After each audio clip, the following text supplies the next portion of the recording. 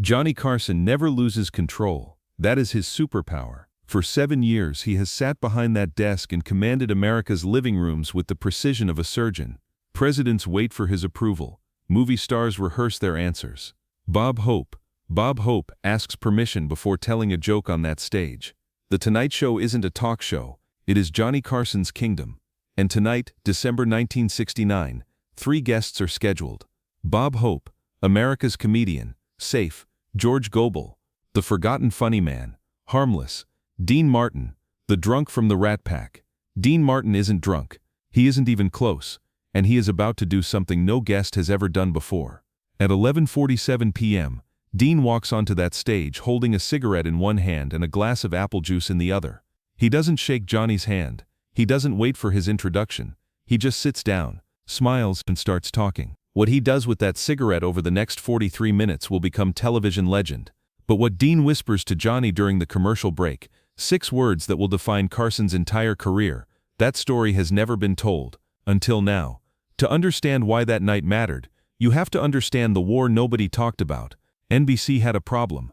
2 shows, same network, same time slot battle, Monday through Friday, 11:30 p.m., The Tonight Show starring Johnny Carson. Thursday nights, 10 p.m., The Dean Martin Show. Both were hits, both were empires. Only one man could be the king of NBC. Johnny Carson had earned his throne. 15 years climbing the ladder, hosting game shows, doing stand-up in Kansas City bars, playing second fiddle to Jack Parr. He had paid his dues, every single one. Dean Martin had walked in through the back door. No auditions, no struggle, no dues, just a phone call from NBC. We'll give you a variety show. You don't even have to rehearse. And Dino had said yes. Vinnie Palermo had worked the NBC soundstage for 23 years. He had seen Carson build his empire brick by brick. He had watched Dean Martin stroll in like he owned the place. Mr. Carson was a perfectionist, Vinnie would say later. Every joke timed to the second. Every guest researched for hours. Every show a chess match. He paused, his fingers tapping against the arm of his chair. Mr. Martin, he showed up 10 minutes before taping, read his cue cards for the first time on air, and somehow got bigger ratings. That's what drove Johnny Carson crazy. Not that Dean was successful, that Dean didn't even try. Dean had learned something in Steubenville that Johnny Carson never understood. In the steel mills, in the boxing rings, in the back rooms of the speakeasies, effort was for suckers. The man who sweated was the man who lost. The real power was in making it look easy, making it look like you didn't care, making everyone else wonder how you did it. Dino had been doing that since he was 17. Johnny Carson had been trying his whole life. So when Dean Martin walked onto The Tonight Show that December night, he wasn't just a guest. He was a rival king entering enemy territory, and he had no intention of bowing. Bob Hope arrived first. As always, he shook hands with the producers, reviewed his talking points, asked Johnny's permission to mention his new movie. That's how you survived on The Tonight Show. You asked permission. George Gobel arrived second, nervous, sweating, his shoulders stiff, his breath shallow. Gobel had been a star once, his own show on NBC, Emmy winner, 1950s royalty. That was 15 years ago. The industry had moved on. The audience had moved on. Now he was a nostalgia act, a warm-up for the real guests, a name that made older viewers smile and younger viewers ask, who? He sat in the green room, alone, waiting. He practiced his jokes under his breath. He smoothed his tie for the 15th time. He didn't know that in 2 hours he would accidentally deliver the second most memorable line of the night. Dean Martin arrived last, at 11:43 p.m., 4 minutes before air. The NBC hallway smelled like floor wax and cold coffee. Fluorescent lights buzzed overhead. Somewhere down the corridor, a producer was screaming into a telephone, and Dean Martin walked through it all like he was strolling through a Vegas casino at 3 in the morning. Margaret Chen had done makeup at NBC for 16 years. She had powdered the faces of presidents and movie stars, but she had never seen anyone like Dean Martin. He walked in at 11:43, she would remember, her eyes distant. I had 4 minutes to make him camera ready. 4 minutes, and you know what he did? He asked me about my daughter.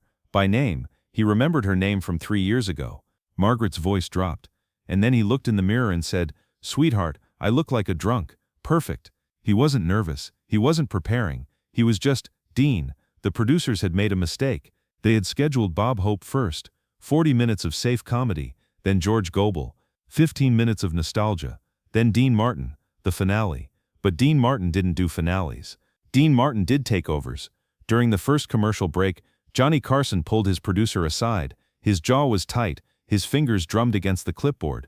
"Keep Martin's segment short," he said. 10 minutes, 12 max. The producer nodded. Johnny wasn't finished. He glanced toward the green room, where Dean was probably not rehearsing, not preparing, not doing any of the things Johnny had spent his entire career doing.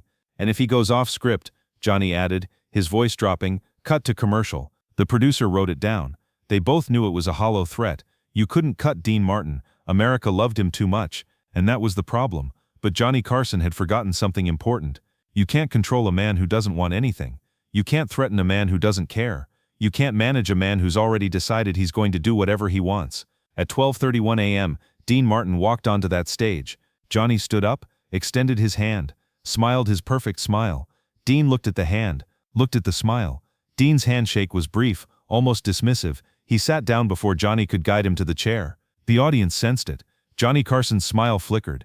Just for a moment, his eyes narrowed, his spine went rigid, and that's when Dean Martin started talking.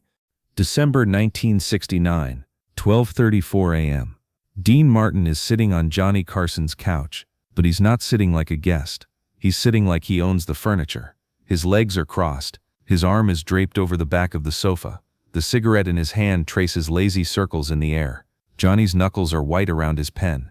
Dean doesn't wait for questions. He starts telling a story about Frank Sinatra.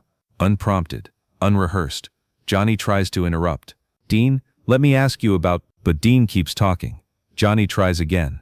"But Dean, the audience wants to know." Dean talks louder. The audience is laughing. Not at Johnny's jokes, at Johnny's face. The king of late night is being ignored on his own show. His lips pressed together, his shoulders tensed. But Dean didn't notice, or didn't care, which was worse. Dean pulls out a cigarette, lights it slowly. The flame illuminates his face for just a moment. The hooded eyes, the half smile, the complete absence of concern. Nobody smokes on The Tonight Show without permission.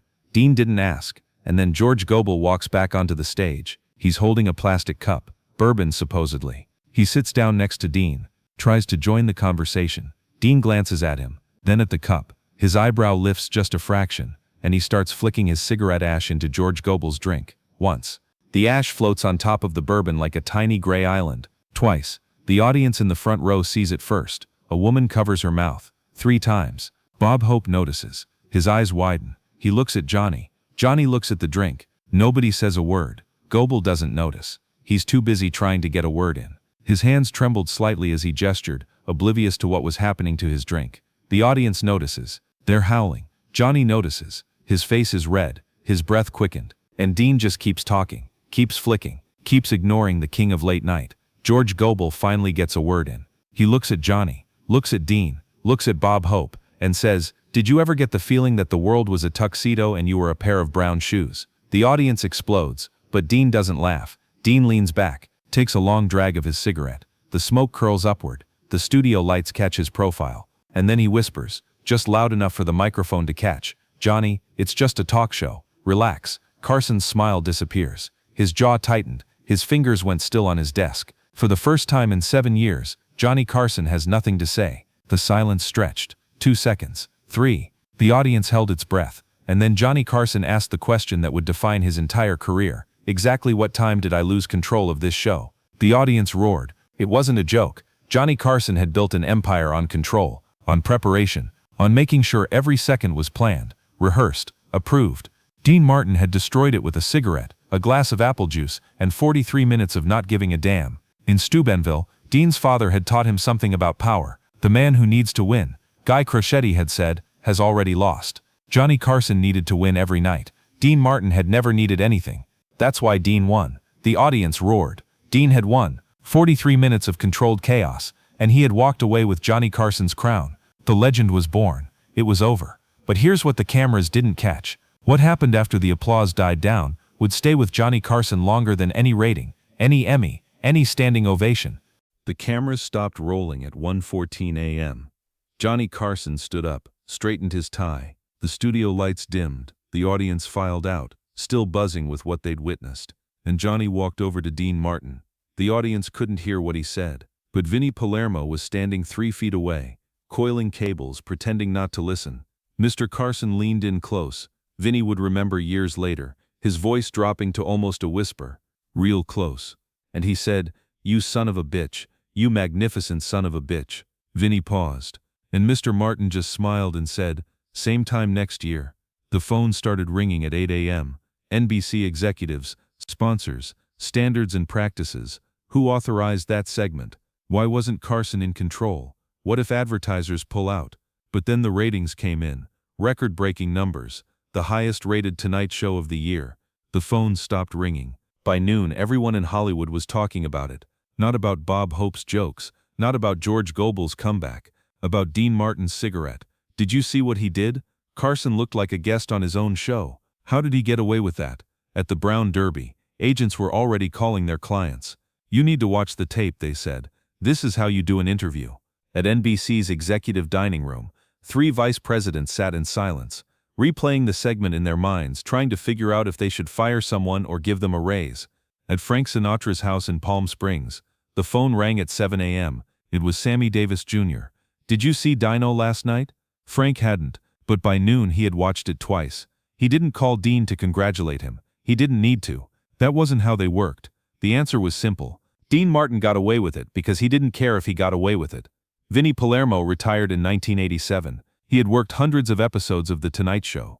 When asked about his favorite moment, he didn't mention presidents, didn't mention movie stars, didn't mention the legendary interviews. He mentioned that night in December 1969. "Everyone thinks Mr. Carson was the master," Vinny said, his eyes distant.